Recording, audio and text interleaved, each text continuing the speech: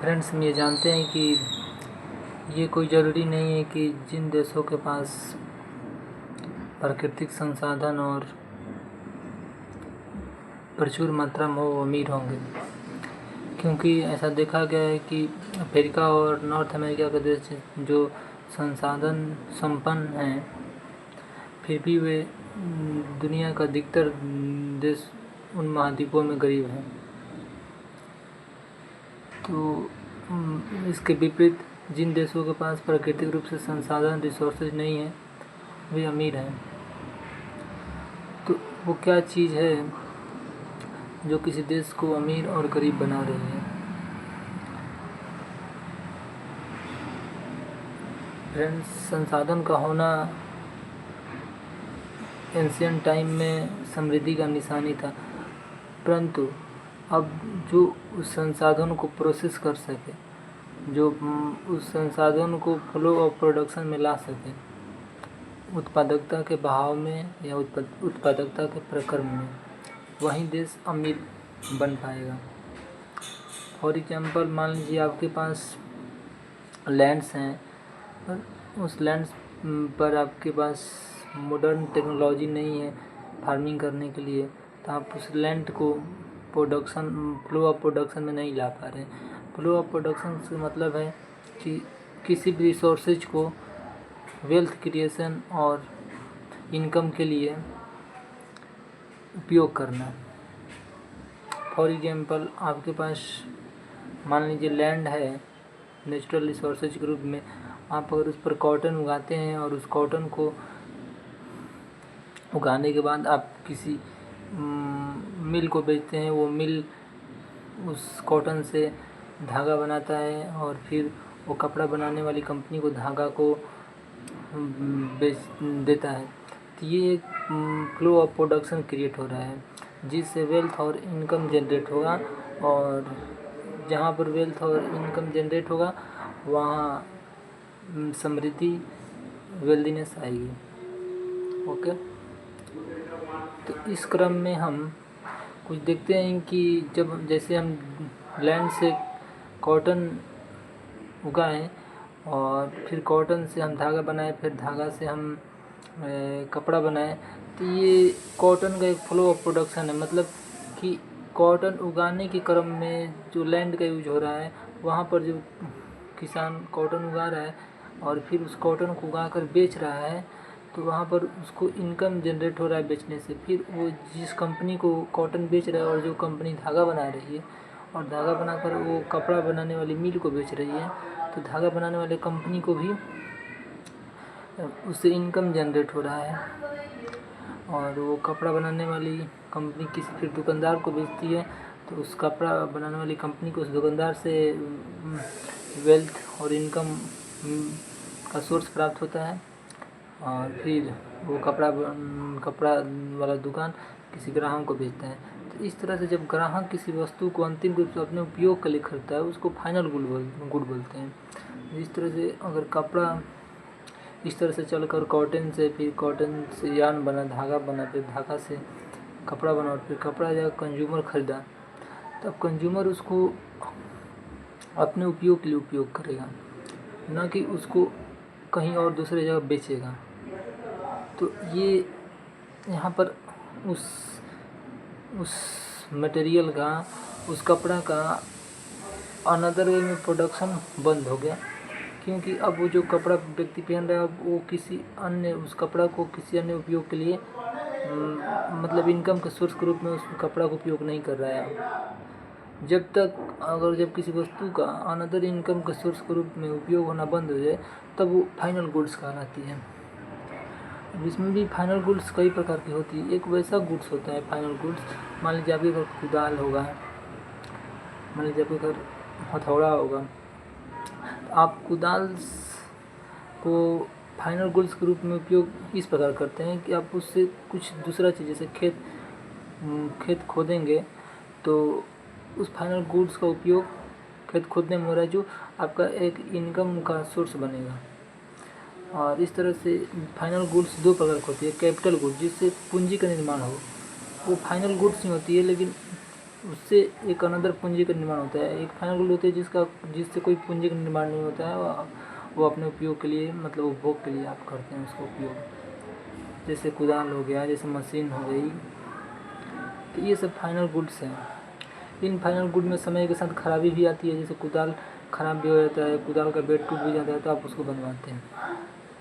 इसमें पैसा भी लगता है, मेंटेनेंस भी करवाना पड़ता है, फिर अगर पूरा ख़राब हो तो नया खरीदना ही पड़ता है। तो इस तरह से फाइनल गुड दो प्रकार का गुड। एक फाइनल गुड जिसका हम अंतिम उपयोग के रूप में, कंज्यूमर के रूप में करते हैं, और एक फाइनल गुड जिसका उपयोग हम दूसरे वेल्थ क्रिएशन के रूप में करते हैं।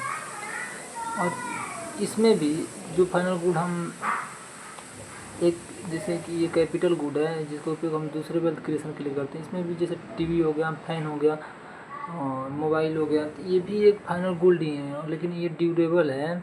जिस तरह से कैपिटल गुड ड्यूरेबल होती है, जैसे कुदाल, छेनी, हथौड़ा, मशीन, ये सब ड्यूरेबल होती है। लेकिन जो वो फाइनल गुड एक रहा था जो कंज्यूमर अपने के लिए कंज्यूम कर रहा था, वो नॉन ड्यूरेबल होता है, वो जल्दी ख़राब हो जाएगा, जैसे फूड हुआ, क्लॉथ्स हुआ। ये फाइनल गुड। तो जो दूसरे प्रकार का फाइनल गुड है जिसका हम किसी कैपिटल के रूप में उपयोग नहीं करते हैं, वो एक नॉन ड्यूरेबल था। जैसे फूड और क्लॉथ्स एक होता है ड्यूरेबल, जैसे टीवी, इलेक्ट्रॉनिक्स, जैसे एसी, कूलर, इनसे हम किसी वेल्थ का क्रिएशन नहीं कर रहे हैं, फिर भी ये लॉन्ग टर्म तक चलती है, ड्यूरेबल होती है, और इनका भी मेंटेनेंस हमें करवाना पड़ता है। तो ये एक तरह से हुआ कि फाइनल गुड में एक फाइनल गुड, एक कैपिटल गुड। फाइनल गुड में भी ड्यूरेबल और नॉन ड्यूरेबल। और इसमें भी देखिए कि जब हम जैसे फॉर एग्जांपल लीजिए, मान लीजिए हम चाय पत्ती लाते हैं, टी लीफ लाते हैं चाय बनाने के लिए, तो अगर हम इसका केवल अपने उपयोग में घर के लिए किचन में हम उसको प्रोसेस करके चाय बना रहे हैं, मतलब उसका प्रोडक्शन के रूप में वहाँ पर मतलब ट्रांसफॉर्मेशन, जैसे चाय पत्ती को चाय पानी में डालेंगे, मिल्क में डालेंगे और गर्म करेंगे, तो उसका चाय पत्ती का ट्रांसफॉर्मेशन हो रहा है वहाँ पर भी। लेकिन हम उसका केवल अपने घर के उपयोग के लिए करते हैं, और घर की जितने भी एक्टिविटी है किचन की, वो इकोनॉमिक एक्टिविटी नहीं, unless we have not sell in restaurant, if that same TV sell at restaurant, that is called economic activity. What I say, if you make food for your family in your kitchen, that is not economic activity, but that food you make for sale, purpose of sale to consumer, that food also called economic activity. That means if you that tea leaf, यदि आप वो चाय पत्ती लाकर किसी restaurant में किसी ग्राहक को चाय पिलाने के लिए बेचते हैं, तब उसका उपयोग आप अंतिम, जैसे चाय जब बनेगा तो उसका उपयोग हम अंतिम रूप में उसका करेंगे, उसका हम गणना अंतिम। तो कोई भी चीज़ अंतिम है या नहीं, इसका उपयोग उसका अर्थ उस वस्तु के नेचर पर नहीं डिपेंड करता। आप उसका कैसे इकोनॉमिक एक्टिविटी में, इकोनॉमिक प्रोसेस में उपयोग करेंगे, उस हिसाब से वो चीज़ फाइनल गुड कहलाती है। और देखिए फिर इसमें भी एक इंटरमीडिएटरी गुड आता है। Intermediary good means, for example, if you use steel seat, steel की चादर अगर हम ऑटोमोबाइल्स में या कहीं लगाते हैं, जैसे आप मान लीजिए, जैसे अगर हम किसी गिलास को बनाने के लिए कॉपर का यूज कर रहे हैं, तो हम उसमें कॉपर का ट्रांसफॉर्मेशन नहीं कर रहे हैं, हम कॉपर को as a raw material use कर रहे हैं उस गिलास में। अगर हम किसी व्हीकल को बनाने के लिए अगर हम स्टील उसमें लगा रहे हैं, तो हम स्टील को हम किसी अन्य रूप में ट्रांसफॉर्म नहीं कर रहे हैं, but either if you transform that steel, that also could called intermediate good. But if you don't that also this intermediate good, मतलब कि अगर हम किसी चीज़ को बनाने के लिए हम किसी दूसरे चीज़ का उपयोग कर रहे हैं माध्यम, मतलब तो एक इंटरमीडिएट गुड मतलब कि बिचौलिया वस्तु कहलाती है। Friends, These economic activities in terms of final good, these goods final goods have some value in terms of money, because you have if you यदि इनका कोई मनी के रूप में, पैसे के रूप में अगर जैसे कोई अंतिम मान नहीं होगा, वैल्यू नहीं होगा, हम काउंट नहीं कर पाएंगे कि हम कितना चीज़ प्रोड्यूस किए। तो इन सभी चीज़ों का हमें मनी के रूप में अंतिम वैल्यू होता है, बिकॉज हम 5 मीटर कपड़े को 5 टन राइस में नहीं जोड़ सकते हैं। 5 मीटर कपड़े का कुछ पैसे में मूल्य होगा, 5 टन राइस का भी।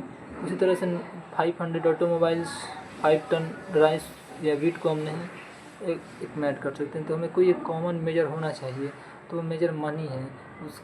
उस मनी के हिसाब से हम इन सब का मूल्य तय कर देते हैं और इन सभी मूल्य को अंतिम में जोड़ लेते हैं। डेट मूल्य value of final goods, and then we called it production of specific period. कुछ विशेष समय में हम कहते हैं कि इतना हमारा प्रोडक्शन हुआ। This is the production flow, production process. If you think but intermediary good, जो बीच की वस्तुएं होती है, जैसे कि हम चादर सीट का व्हीकल बनाने में उपयोग करते हैं, उस चादर सीट का उपयोग उस व्हीकल के अंतिम मूल्य में ऐड हो जाता है। That's why we don't include separately, that not include the value of that steel sheets.